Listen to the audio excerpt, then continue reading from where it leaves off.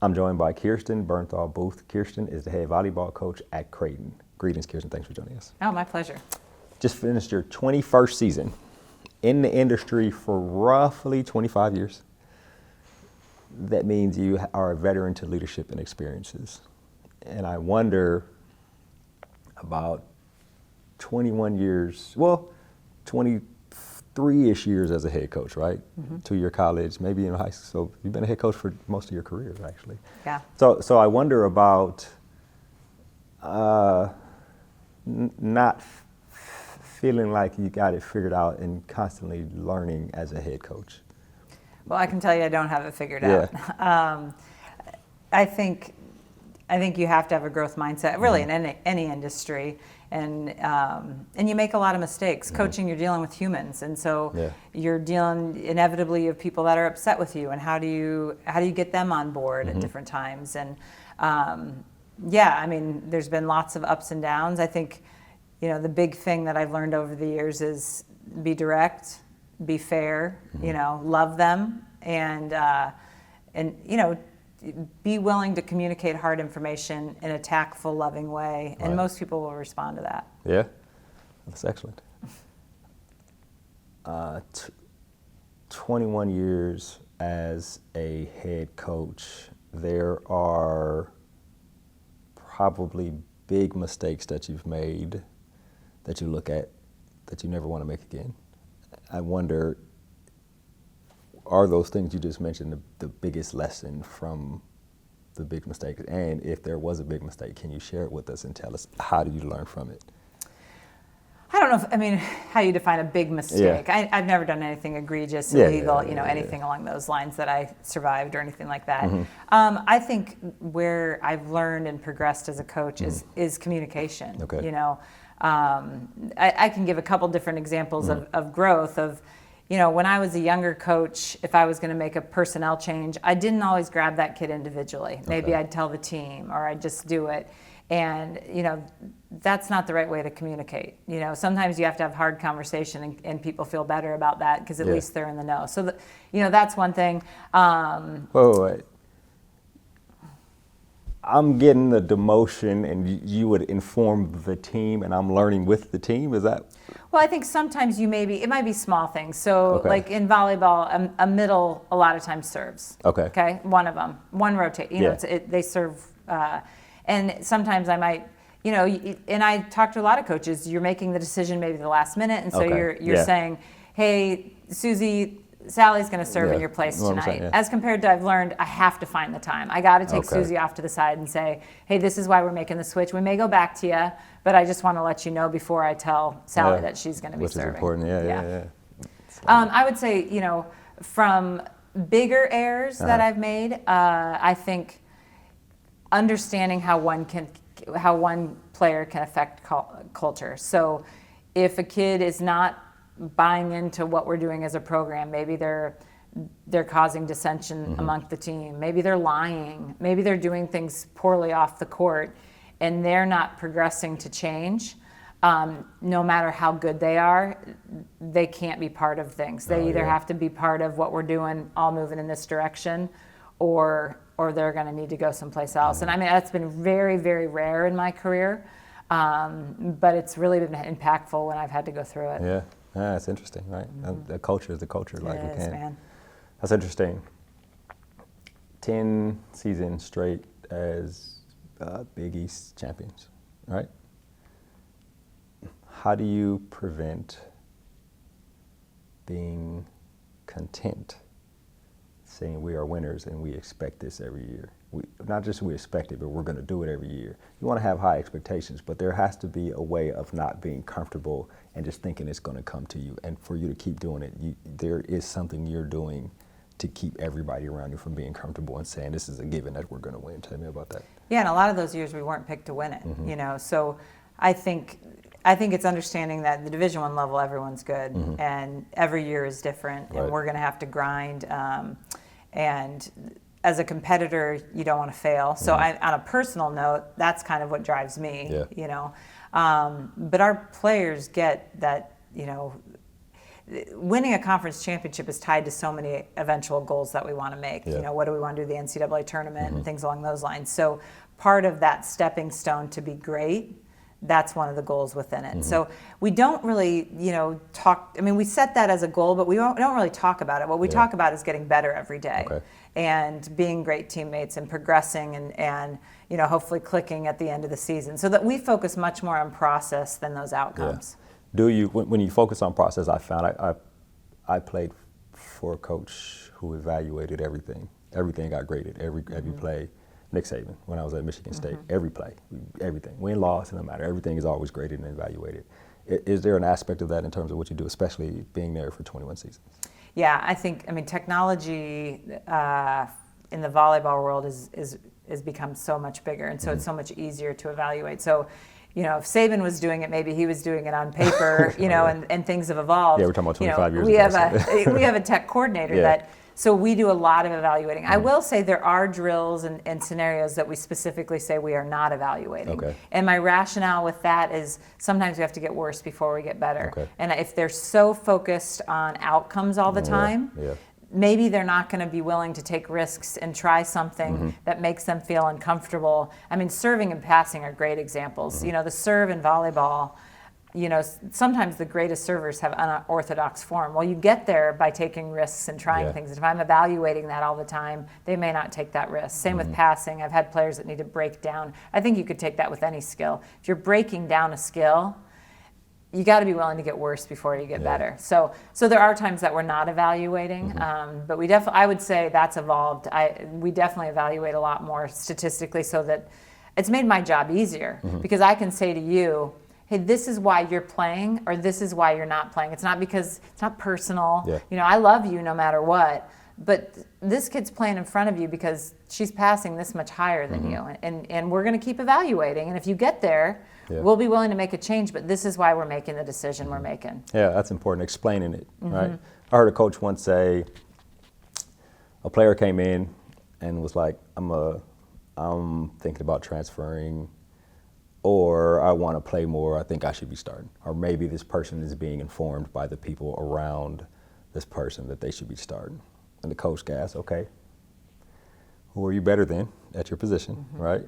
And how are you deciding that you're better than that person at your position? And I think that is an eye-opening question for a student athlete, especially in a situation where we're always evaluating and we're evaluating.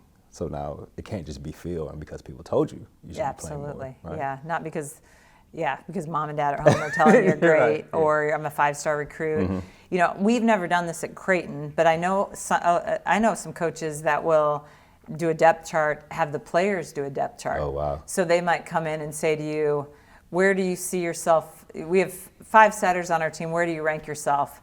Well, I see myself as number 2. Well, I want you to know your team sees you as number 4. And I've never done that, but I have talked to, one of my coworkers was a Division I baseball player, and his first year he was ranked last on his team. And he wasn't thrown off by that. It drove him, and he ended up being a starter, but I'm sure it can destroy kids too, if the other kid gets that information. Kid, absolutely. But it's an interesting, because sometimes, our perception is not reality. Yeah. 21 years as a head coach gives you perspective on the game and perspective on the industry and a perspective on the entirety of what we call college athletics. I wonder how you feel. I keep asking this question, and I don't think anybody will say anything bad, but the health of the game, the health of college volleyball, the health of student athletes, the health of the profession of coaching the game. Tell me about that. Well, there's two different, the health of volleyball is the best it's ever been. Right, I've heard that. And the numbers back that up. That's not, I've been sitting here getting all these numbers thrown, and it is the best time ever to be part of it. We are the #1 girls sport, team sport in the country. More girls play volleyball than any other sport. So that's the state of volleyball. The state of coaching, I think, is a challenge. And it really, at the collegiate level, I think the challenges are name, image, and likeness. I think there's good things out of name, image, and likeness for sure, but are we creating are we benefiting the student athletes by giving them so much is a concern of mine. And why I say that is at some point, 4 years, 5 years later, they're going out into the real world. A small percentage are going to play professionally, but most are going to be done at that point. Yeah. And if they've, you hope they've saved some of the money, right? But if not, do they have a perception? This is salary. This is most of us when we get out of college are making, anywhere from $30,000 to $50,000, right? Or less. Or less, right? So, and then, so I have some concerns there. I think at the high school levels, in club, there's just a lot of parent dynamics that, my peers that I talk to that are at that level have to navigate. And as a parent of an athlete, I have 3 daughters that are all athletes. I really think most parents' heart are in the right place. Some parents don't know when they should not say anything. Yeah. And then you have some rogue that are just irrational, but you're always going to have some irrational people. But, getting parents to understand that they can't just think of their own kid. And then like you said, the narrative that they're giving to their kid. I mean, we talk to, I send a letter each year to our parents of they're going to play a big role in how their daughter sees the situation. And if they're giving them negative, you're getting screwed, that's going to affect our team. And if instead they're saying, keep working hard, go talk to coach, all those things that are going to be proactive, they make a huge influence. And I hope parents think before they speak. And if they want to complain to their spouse or a friend or something, don't do it don't put that burden on your kid. Yeah, that's important. Sometimes they do. Absolutely, right? Yeah. Sometimes the kid just takes it on themselves, which leads me to ask about transfer portal, right? Which is something transfer has been around for a long time, but the portal itself is relatively new, right? Yep. I wonder about your thoughts on that, especially when you've been somewhere so long, like you have. Well, there's good about the portal. The if a student athlete is unhappy, they should have the opportunity to leave. So those things are good. The negatives are we're normalizing. If I don't get something that I want right away, I'm going to go find something else, which is again a little bit of a concern. So like everything, there's good and bad within it. But you hope that when you recruit an athlete, you're honest with them in the process. So if I don't think you're going to play, you can never make promises, but I know that when you come in your freshman year, there's going to be a senior that's played for 3 years. I want to be transparent with you that, I'll let you fight for it, but if I'm guessing, that senior's going to play. But your sophomore year, I think you're going to have a chance to fight for time. I think you're setting yourself up for more success. I think when you get into problems is when you promise, 10 kids starting roles or likely starting roles and you only have 6 spots. You're creating yourself for kids to say, this is not what I signed up for. Yeah, interesting. You think about Charlie Baker and his memo, which kind of outlined some parameters of where NCAA and college athletics should go. I wonder your thoughts on some of those things, whether it be bringing NIL in-house, whether it be a set amount of dollars that could potentially go to student athletes who aren't, these big revenue sports, and just a number of different things. Do you have any thoughts of anything that was presented in there? Well, I'm not an expert, so I don't want to act like I am. The look of college athletics at the Division I level is going to change significantly because you're going to have a bigger discrepancy between the haves and have-nots. And as a Big East institution, we've got high power basketball in our league. But we don't have football, and right now football is driving a lot of things. So even within our own conference, there's a lot of unknowns of how do you financially manage, and then you get protective of your sport. So if your school can only do a few sports because they might not be able to fund as if they followed Baker's proposal, are we going to be one of those sports? So you have those challenges. I think the thing a lot of people get upset with the NCAA, and the NCAA is following what the legal world has told them. So I don't think they're at fault with this. I think they're trying to figure it out, and it's going to be an interesting ride. Yeah, very interesting. In terms of, I have a couple questions here before we wrap. The first one is about rules on the court, legislation off the court. Okay. If you could change anything, or add anything, or subtract anything, if you could press a button and say, if this happened, what would you do if you could implement or take away or increase or modify or decrease a rule or legislation? So from a playing standpoint, in the sport of volleyball, I would take away the double contact on the second contact. 100% heard that. Yes, so that would be the rule that I would change. And there'd be some nuance to that, but I won't go into that. Legislatively, there's several things, but I'll give one that I actually just got out of a meeting that we were discussing. Right now, the rules allow student athletes to talk to Division I institutions for the first time June 15th after their sophomore year in high school. They can accept offers at that point, but they can't visit until August 1st of that year. Those dates need to align, you know, and maybe we even need to add some opportunity for the student athletes to be able to talk to coaches prior to that, maybe on their own initiation or something like that. But what I've seen as a parent that has gone through it is that you want to visit in the summer, and if you're my daughter was not like a top 50 recruit in the country, but those top kids are getting pressure to recruit before they've actually been able to do a visit. So I think we've got to align those things. And I think most coaches agree that in theory we thought it was a good idea, but it's not meshing perfectly. Tell me about that perspective of being a mother with athletes that I guess played in college or played in college. Yeah, I have a daughter that's going to play volleyball next year in college at Division I institution, and I think I think the biggest thing I've taken away is I hope that what I've told her from an advice standpoint is what I'm telling recruits, and I do think it's meshed. You know, I spoke with her about, you know, how important is playing time, because that's going to indicate what level you want to go to. Because if you want to go to a top 20 program, likely you're not going to be on the court very much, or it's going to be, you know, you're going to have to do some special things. So we had pretty candid conversations of what her goals were, and we need kids in those programs, right? Like, but what do you want to do? And then it was, how important is winning? Now I have opinions on that, because I really think winning is fun, and losing a lot, even though it might be at a glamorous institution, is hard. So we had discussions about that. And then the big nugget was, well, how are you going to be treated by the coaches? And how do you fit in with the team?